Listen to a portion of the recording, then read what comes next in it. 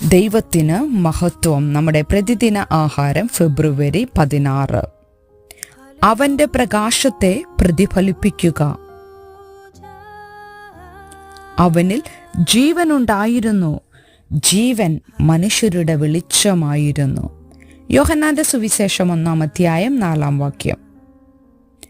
Artist Armand കംബ്രേര തൻ്റെ landscape oil പെയിന്റിങ്ങുകളിൽ പ്രതിഫലിപ്പിക്കുന്ന പ്രകാശത്തിൻ്റെ ഭംഗി പകർത്താൻ ഒരു പ്രധാന കലാപരമായ തത്വം ഉപയോഗിക്കുന്നു.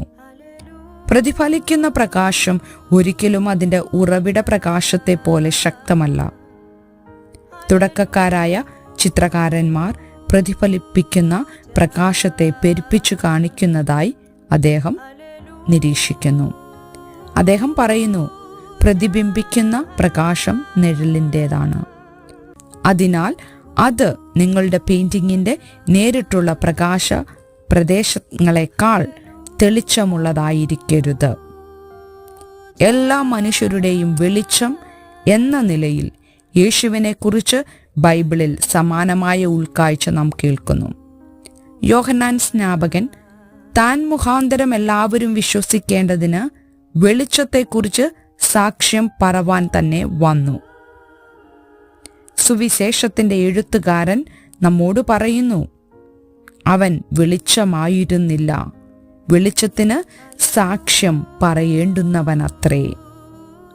യോഹന്നാനെ പോലെ ലോകത്തിന്റെ നിഴലിൽ ജീവിക്കുന്നവരിലേക്ക് ക്രിസ്തുവിന്റെ വെളിച്ചം പ്രതിഫലിപ്പിക്കാൻ ദൈവം നമ്മെ തെരഞ്ഞെടുത്തിരിക്കുന്നു.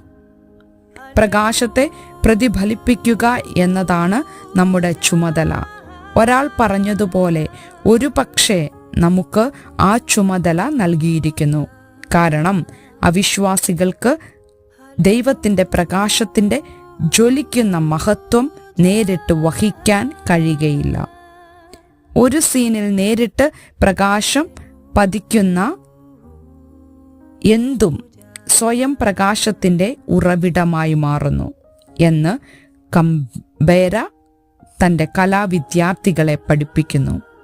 അതുപോലെ ഏതു മനുഷ്യനെയും പ്രകാശിപ്പിക്കുന്ന സത്യവെളിച്ചമായ യേശുവിൻ്റെ സാക്ഷികളായി നമുക്ക് പ്രകാശിക്കാം. നാം ദൈവത്തെ പ്രതിഫലിപ്പിക്കുമ്പോൾ ദൈവത്തിൻ്റെ മഹത്വം നമ്മിലൂടെ പ്രകാശിക്കുന്നത് കണ്ട് ലോകം അത്ഭുതപ്പെടട്ടെ. ചിന്തിക്കുക, നിങ്ങൾ എങ്ങനെയാണ് ക്രിസ്തുവിന്റെ പ്രകാശം പ്രതിഫലിപ്പിക്കുന്നത്?